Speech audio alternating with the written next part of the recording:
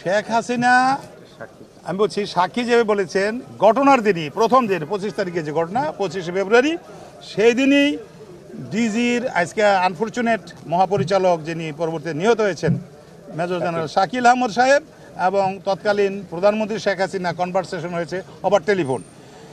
একই দিনে major general Tarique Ahmad সিদ্দিকীর সাথে কথা হয়েছে আজকের সাক্ষীর সাথে এবং অন্যান্যদের সাথে। এগুলি সবই 25শে ফেব্রুয়ারি এবং 26শে ফেব্রুয়ারির মধ্যে। ষড়যন্ত্র যেটা হয়েছে মিটিং হয়েছে সেটাও 25 তারিখ থেকে 26 তারিখের মধ্যেই এগুলি হয়েছে। এটা আজকে আর নতুন করে কোনো ঘটনা নয়। ওই সময়কার ওই রকম ভার্নারেবল টাইমে সেন্সেশনাল টাইমে পুরো দেশ যখন নাকি ভয়ে আতঙ্কে শঙ্কিত ছিল ওই রকম একটা সিচুয়েশনের ভিতরেই দে ওয়ার গোয়িং অন। তারা তাদের মতো করে ফুর্তি করে চলে যাচ্ছে, ষড়যন্ত্রকারীদের সফল হয়ে গেছে।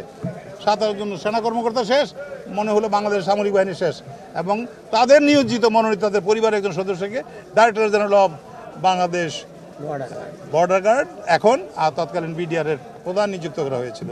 সবই ওই সময়কার ঘটনা।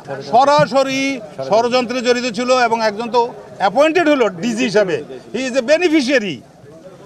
মানে ছিল না মানে কি, সে ষড়যন্ত্রে শুধু অংশগ্রহণকারী নয়, প্রধানমন্ত্রীর নির্দেশে প্রধানমন্ত্রীর অ্যারেঞ্জমেন্টে তার প্রোটেকশনে এই সমস্ত হয়েছে এবং তিনি নিয়োজিত হয়ে গেলেন বর্ডার গার্ড বাংলাদেশ আজকের আর তৎকালীন বিডিআর এর প্রধান। তাহলে জড়িত না থাকার কি আর কোনো প্রশ্ন থাকে, সন্দেহ থাকে?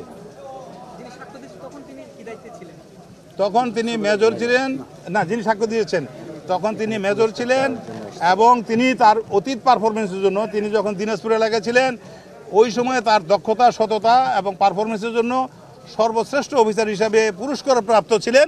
এবং ওই দিন তাদের যে বাৎসরিক যে প্রোগ্রামটা হয় দরবার হলে সেই দিন তিনি পুরস্কার গ্রহণ করার জন্য এসেছিলেন।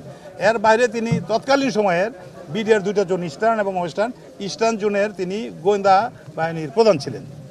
সেই হিসাবে তিনি অত্যন্ত সম্পৃক্ত সংশ্লিষ্ট ব্যক্তি ছিলেন, যার কাছে তথ্যসমূহ আসার কথা।